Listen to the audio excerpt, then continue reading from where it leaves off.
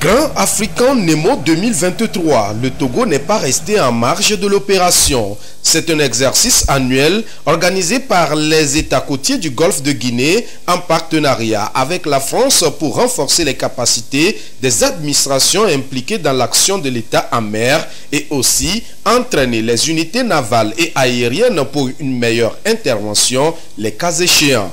Après 3 jours d'activité, les acteurs sont ici pour le débriefing et les leçons à en tirer. L'objectif, c'est d'asseoir la sécurité maritime dans le golfe de Guinée. Depuis quelques années, le golfe de Guinée est devenu l'épicentre de la piraterie maritime et il faut gérer parce que cela gêne la liberté de la navigation et donc freine le développement de l'économie bleue.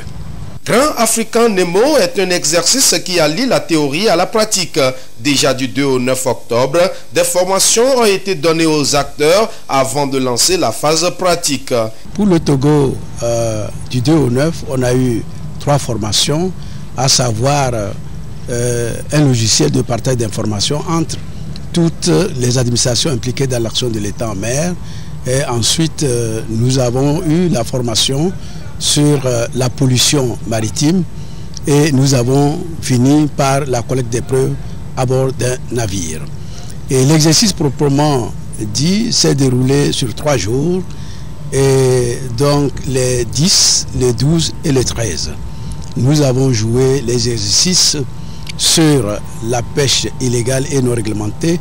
Ensuite, nous avons fait des exercices qui concernent la lutte contre le trafic d'armes et de drogue.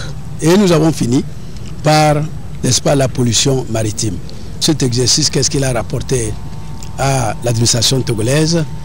Nous avons renforcé les capacités de nos administrations à partager les informations, à se coordonner, à collaborer et ensuite fédérer leur synergie pour plus de résultats. Occasion pour le préfet maritime de remercier le chef de l'État, Forestos Mnanya Singbe, pour sa vision éclairée, traduite dans les actions concrètes pour la sûreté et la sécurité de l'espace marin du Togo. L'exercice Grand African Nemo, il faut le noter, se déroule du Cap-Vert jusqu'en Angola. Démarré le 2 octobre dernier, l'exercice prend fin le 18 octobre prochain avec un débriefing des chefs des opérations des marines du Golfe de Guinée qui se retrouveront